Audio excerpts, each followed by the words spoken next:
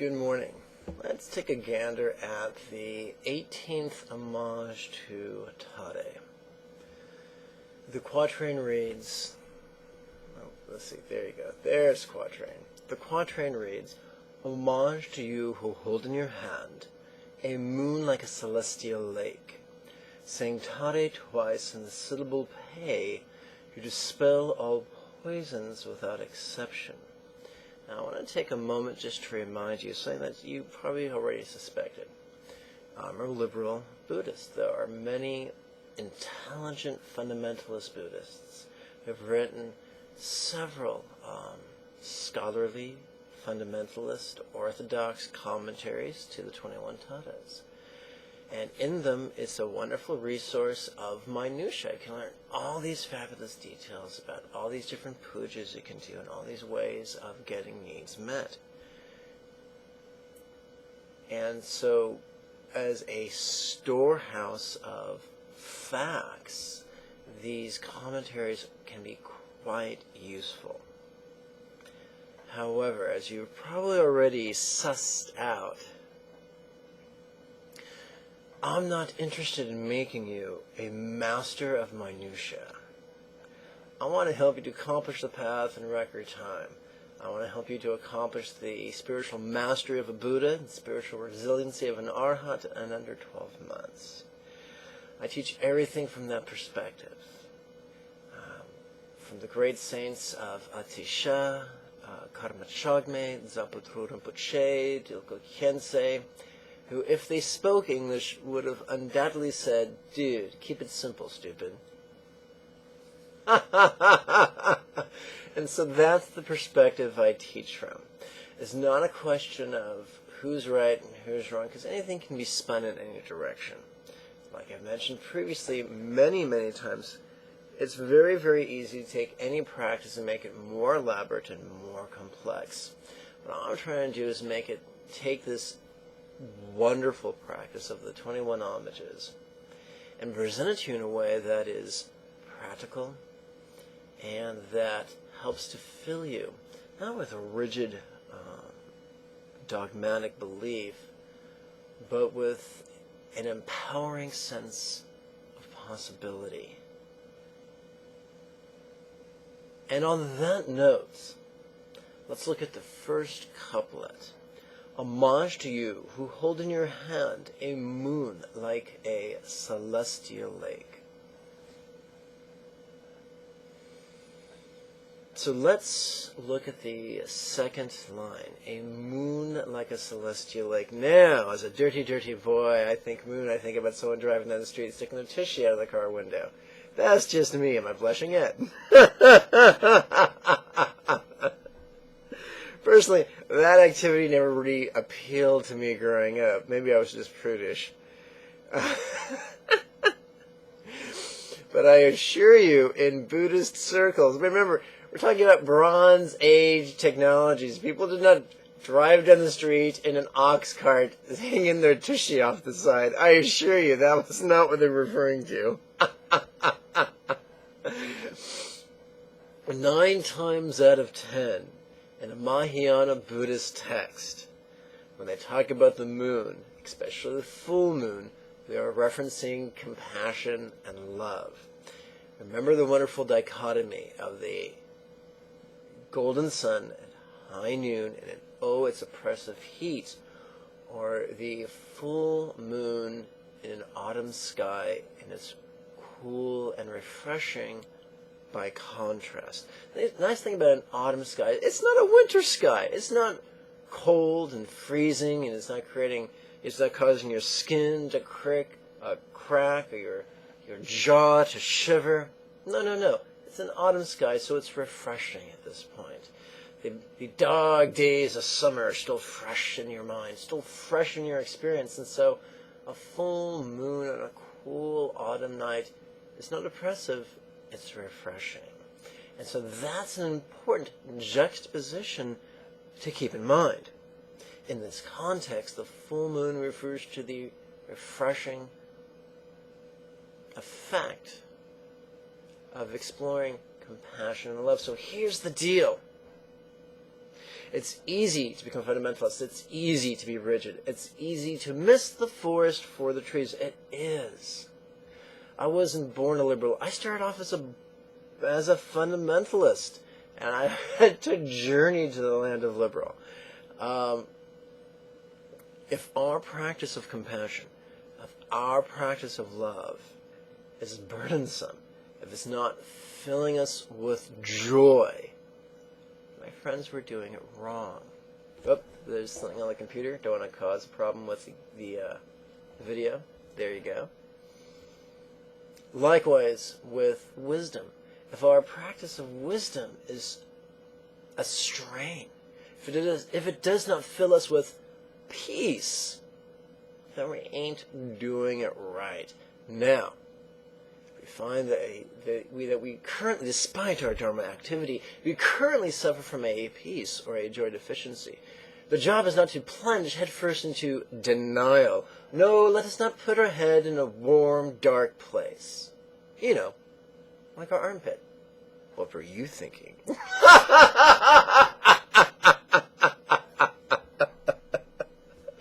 Gotcha. Okay. Let us not put our head in a warm, dark place, such as our armpit.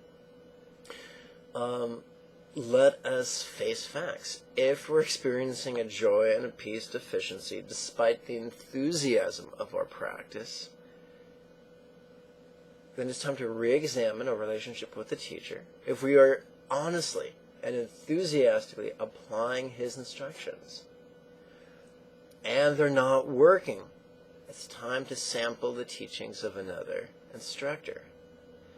Our goal is not to be a perfect disciple of one teacher. Our goal is to accomplish the path. I'll tell you the truth. I've had students that got crap results because they were filtering and diluting and trying to improve upon my teachings, and then they wondered why they got crap results. So the thing is, if you're really enthusiastically going for it and following your teacher's instructions, and you're still not getting the joy and the peace that you want in the short term,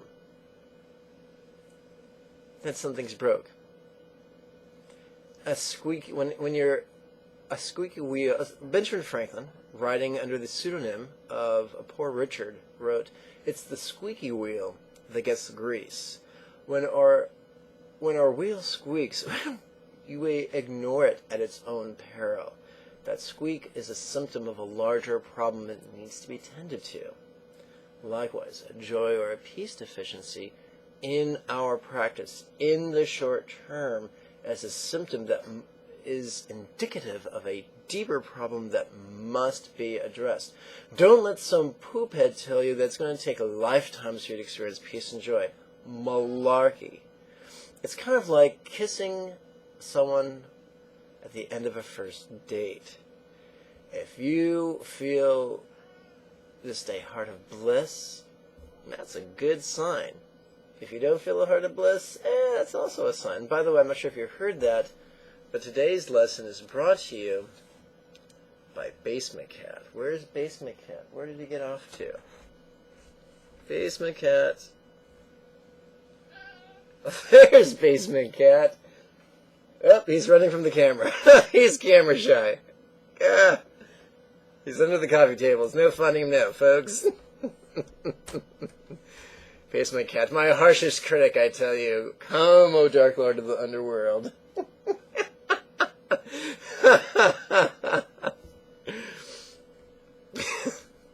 Okay, so here's the deal. Returning our attention to the second line, a moon like a celestial lake. So that refers to compassion, love. Now let's look at the first line. Homage to you who hold in your hand. So what does she hold in her hand? A moon like a celestial lake. What does Green Tade hold in her hand? The refreshing. The refreshment and rejuvenation that comes from the proper application and celebration of compassion and love. And what that denotes, what that connotes, is a complete mastery of love and compassion. Who are you going to go to? Are you going to go to someone who's completely inept at what you want to learn? Or are you going to go to someone who's utterly mastered what you want to learn? Obviously the second. So that's really cool. Who's the Queen of Compassion? You guessed it, Green Tade. Now let's turn our attention to the second couplet, lines 3 and 4. Saying atade twice in the syllable pay, you dispel poisons without exception. This infers some really important things. I want to explore them with you now. Tade in this context could refer to the 10-syllable mantra that you hear me recite frequently. Om Tade Tu Tade Ture Soha. It is, when it comes to Tantra, this would fit under the heading of either Maha Yoga, or generation stage, or creation stage. Some people would say it's Tantra 101, and that's fine. On the other hand, you have the syllable pay, which in many there's the lovely basement cat. Come here, basement cat. And he's running. He's a smart cat. He can psychically feel the camera. Pay is a syllable often used in some completion stage practices, and also known as the Anu Yoga. For instance, it's used in some versions of the Poa practice. We shout, Ah Pei, and we move our mind to our throat. And we shout Ah Pei, and we move our mind to our crown. And then we shout Ah Pei, and our mind ejects into the heart of our teacher, who is non-dual with Green Tade. So and it's also used in some of the Cho practices. And it's also used in some exorcism practices. It's considered a very wrathful, very aggressive syllable. And so what we have here is a reference to the peaceful 10-syllable mantra and a wrathful bija mantra.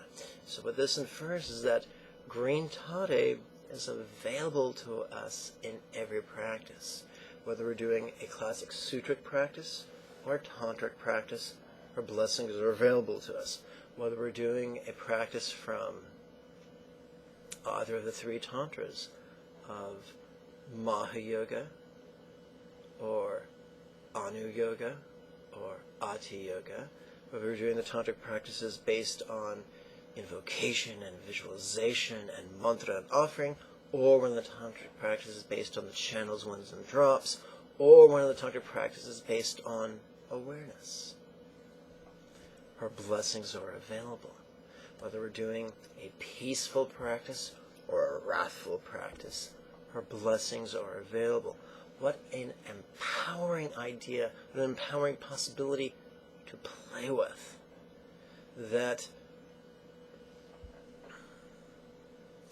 Let's turn our attention to the Hebrew Bible for a moment. The book of Jonah, at the conclusion of the text, the protagonist concludes, where can I go where God is not? We can make a similar conclusion. Which practice can we involve ourselves in where the blessings of Green Tade are not available? I don't know about you, but I was born a complete idiot. When I first received my Tantric Buddhist training in this life, complete fool. And I was convinced that whatever I was studying was crap, and the really good stuff was just over the next hill. I'm reminded of Diogo Kensei's description of a hungry yak, who, although he's eating a bunch of grass right here, he has one eye turned to the next bunch of grass. And I was like that, but I took that to its irrational, disempowering extreme. And really fearful, and really resentful, and really having lack mentality. And that was a colossal waste of time and energy and opportunity. I wish I had received this teaching that I'm offering you today way back then. It would have accelerated my journey on the path and increased my peace and joy way back then. But I'm sharing it with you now in hopes that your journey will now be accelerated, in hopes that your peace and your joy will now be multiplied. Now, I'm going to chant the whole... let's just quickly review line 4. You dispel all poisons without exception, whether they be external poisons, or internal poisons, whether it be sickness of the body or sickness of the heart and mind. There is nothing that Green Toddy's blessings cannot improve. And that's a very empowering possibility to play with.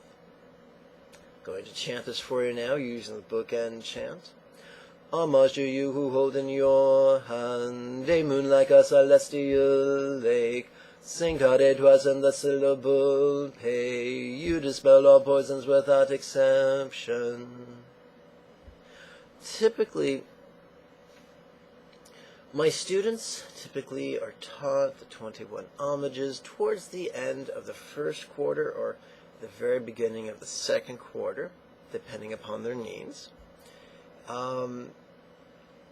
And typically the first week that they learn the 21 homages, I definitely encourage them to play with it twice a day, every day, to gain familiarity. Once they become comfortable with it, I recommend that they recite it at least once a day to maintain that familiarity. Personally, I strive to recite it at least 3 times a day, morning, noon, and night. However, I've learned the hard way over many years and much trial and error not to take that intention and turn it into a burden, or turn it into a prison cell. That's what I try to do. Sometimes I can, sometimes I can't. Sometimes I have the circumstance that allows it, but not always. Sometimes I have the health that allows that, but not always. So whether you choose to practice once a day, or twice a day, or 3 times a day,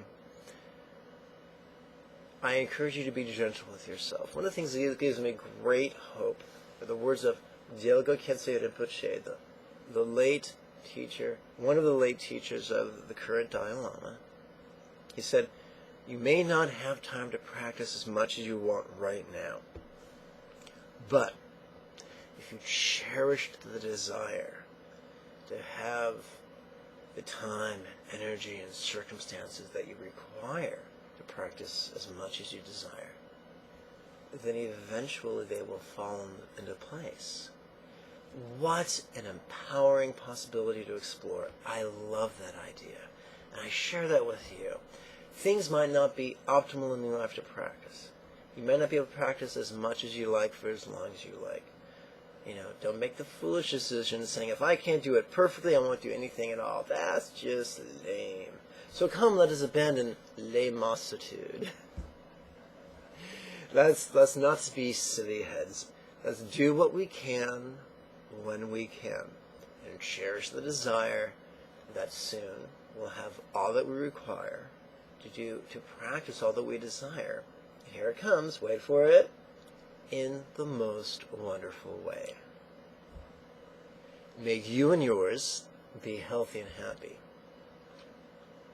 Before you go, I invite you to find the button on your YouTube page. It should be right about here. Oops, actually back right here.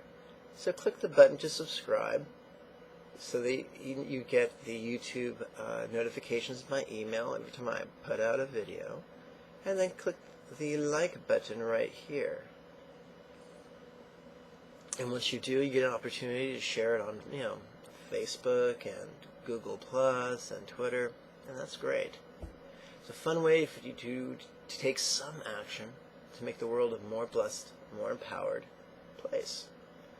To make this world, with all its flaws, a little bit more like a Pure Land than it was yesterday. May you and yours be healthy and happy. And of course, I'd be negligent if I didn't remind you that there's a link right somewhere down here, so you can register for the next series of weekly webinars. May you and yours have a lovely day. Until next we speak. Om Tare Tutare Oture Soha. Bye-bye.